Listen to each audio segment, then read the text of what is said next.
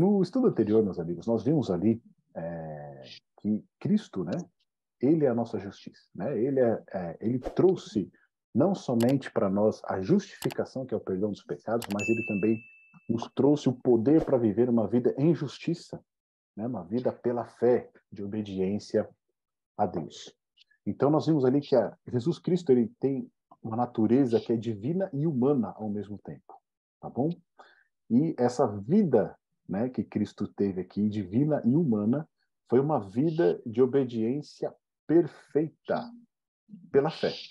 Não pelo seu poder divino, mas unicamente pela fé no poder de Deus é que Cristo ele viveu essa vida. E ele também foi o quê? O nosso substituto e justificador, tá certo? De todos aqueles que o recebem como Salvador. Então entendemos que a justificação que Cristo nos trouxe é o quê? É o perdão pela fé. Quando nós cremos nele como nosso Salvador, nós recebemos então esse perdão. Nós somos considerados justos diante de Deus. E a justiça pela fé, pela qual Cristo viveu e nos ensinou, é o quê? É o cumprimento, é a obediência da lei também pela fé. Tá certo? Pela fé na palavra de Deus, por uma vida de oração da fé, é que Cristo ali, ele obedeceu perfeitamente os reclamos da lei. E quando a gente fala a respeito dessa justificação que Cristo nos trouxe, né, o perdão que ele nos concede, hoje no mundo evangélico existe uma certa, como é que a gente pode dizer, uma falta de compreensão a respeito dessa justificação.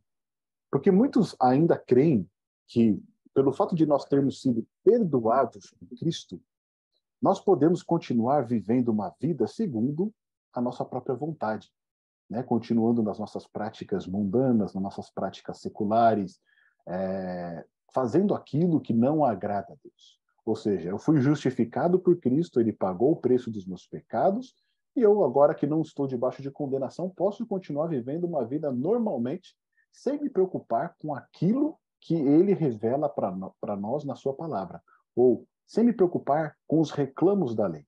Tá certo? Eu posso continuar vivendo uma vida aqui tranquilamente, sem me preocupar agora com aquilo que está escrito na palavra de Deus.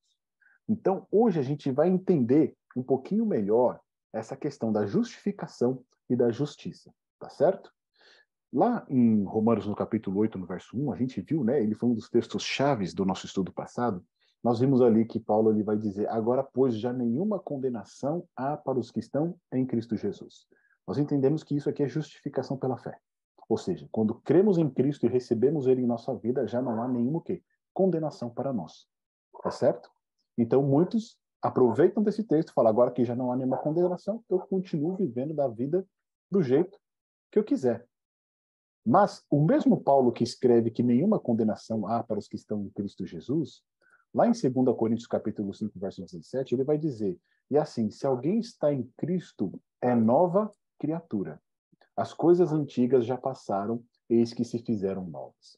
Então, o mesmo Paulo que diz que não há nenhuma condenação para aqueles que estão em Cristo, ele também vai dizer que se alguém está em Cristo, ele se torna o quê? Uma nova criatura. Ou seja, a velha vida, ela não pode já mais ter lugar. Ela precisa dar lugar a uma nova vida. Tá bom? E é justamente isso que a gente vai entender hoje. Como que nós, após recebermos essa nova vida, podemos ter prazer no cumprimento da lei? Ou podemos ter prazer no cumprimento da justiça? Tá bom? Então, os temas que nós vamos abordar hoje aqui são esses. A herança de Cristo, justificação e justiça. E o segundo tópico, justificados para uma vida de justiça. A graça não anula a lei, pelo contrário, os imperativos da aliança da graça e o fundamento da nossa justiça. Tá bom? Então, entrando aqui no estudo de hoje, comparando esses dois textos que nós acabamos de ver aqui, nós entendemos que justificação é o quê? Nenhuma condenação para os que estão em Cristo. E justiça é aquele que está em Cristo é nova criatura. As coisas antigas já passaram, eis que se fizeram novas.